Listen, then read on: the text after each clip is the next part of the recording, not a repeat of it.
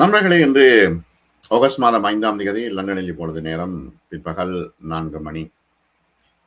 அமெரிக்காவில் மிகப்பெரிய காட்டுத்தீ. இது இயல்பான காட்டுத்தீ இல்லை.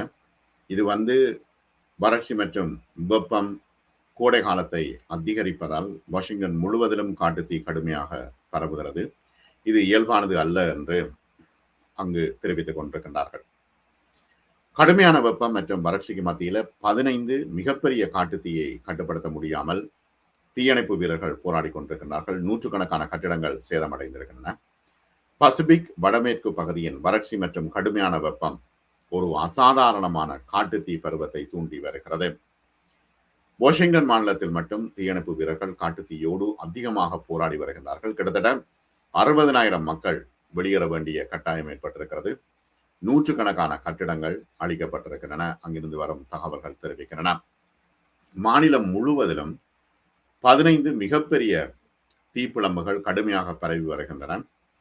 வாஷிங்டனின் இயற்கை வளங்கள் துறையின் தலைவர் டேவிட் அப்தெவ்ரோவ் செய்தியாளர்களிடம் தெரிவிக்கும் பொழுது, இது ஒரு இயல்பான பருவம் அல்ல, திடீரென்று இவ்வாறு அதிகமான சூடு ஏற்பட்டு காட்டுத்தீ பரவுகிறது என்று குறிப்பிட்டிருக்கின்றார். மேற்கு பகுதி முழுவதிலும் பல்வேறு வானிலை நிலைகள் மற்றும் தீ விபத்துகள் ஒன்று சேர்ந்து அங்குள்ள வளங்களுக்கு பெரும் சவாலாகவும் மீட்பு பணியில் ஈடுபட்டுள்ள நபர்களுக்கு பெரும் சவாலாகவும் இருக்கிறது. ஜனகோ எல்லைக்கு அருகில் வடகிழக்கு வாஷிங்டனில் உள்ள 2,30,000 மக்கள் தொகை கொண்ட நகரமான ஸ்போகேன் குறிப்பாக கடுமையாக பாதிக்கப்பட்டிருக்கிறது. அந்த பகுதியில் 3 மிகப்பெரிய தீ விபத்துகள் ஏற்பட்டு எரிந்து கொண்டிருக்கின்றன. உயிரிழப்புகள் பதிவாகவில்லை என்றாலும் கூட 600 கட்டிடங்கள் முழுமையாக எரிந்து சாம்பலாகிவிட்டன.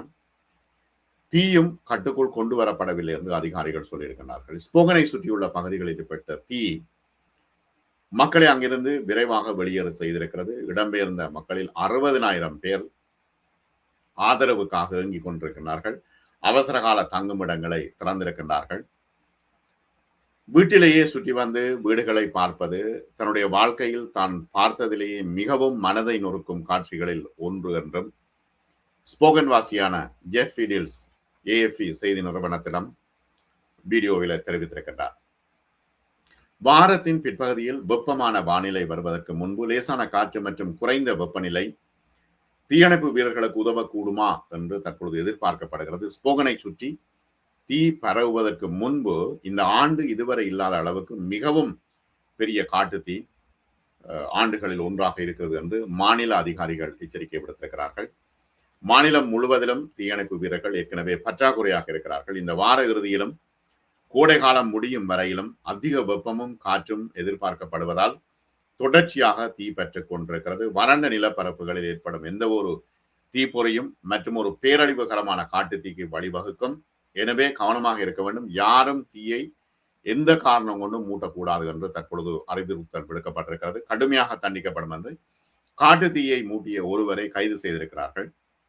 என்றால் அவர் வேணுமென்று மூட்டினாரா அல்லது பாபகியோ ஏதாவது போட்டாரா என்கின்ற பிரச்சனை இருக்கிறது. இங்கே யூகேயிலும் இந்த பிரச்சனை தொடர்ச்சியாக இருக்கிறது.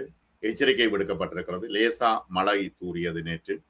ஆனாலும் கூட குறிப்பாக அபாயகரமான சூழ்நிலை என்ற சிவப்பு எச்சரிக்கை விடுக்கப்பட்டிருக்கிறது. கிழக்கு வாஷிங்டன் கடுமையான வானிலை அபாயத்தை எதிர்கொண்டிருக்கிறது. வறட்சி, வழக்கத்திற்கு மாறாக அதிக வெப்பநிலை, பலத்த காற்று ஆகியவை மிகப்பெரிய சாதனை அளவிலான காட்டுத்தீயை மேலும் மேலும் மோசமாக்கி கொண்டிருக்கிறது.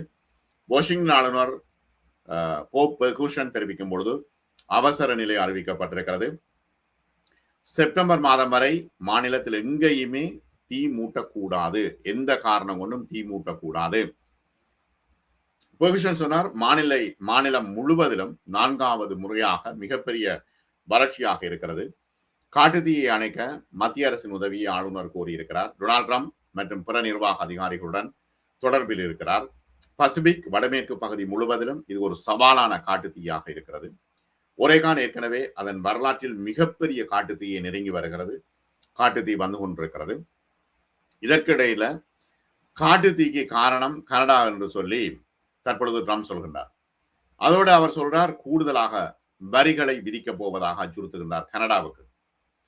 என்ன பிரச்சனைனா, கனடாவில் ஏற்பட்ட காட்டுத்தீயினுடைய மாசு அப்படியே அமெரிக்காவை தாக்கி கொண்டிருக்கிறது.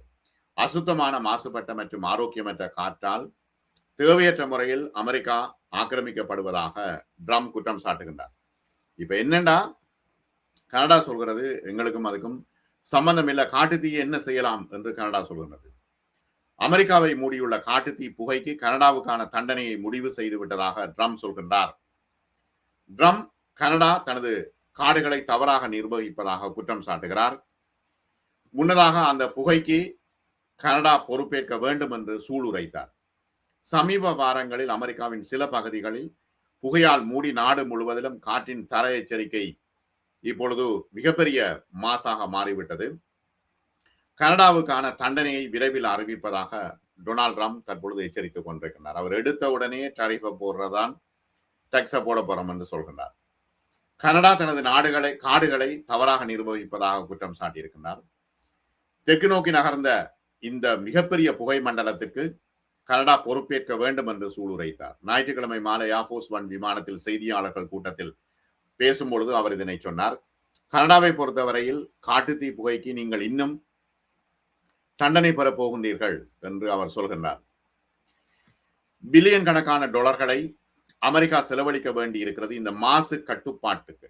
கனடா அடிப்படை வன மேலாண்மை மற்றும் குப்பை அகற்றும் பணிகளில் ஈடுபட மறுத்துவிட்டது என்று ட்ரம்ப் கனடா மீது இப்பொழுது பழியை போடுகின்றார்.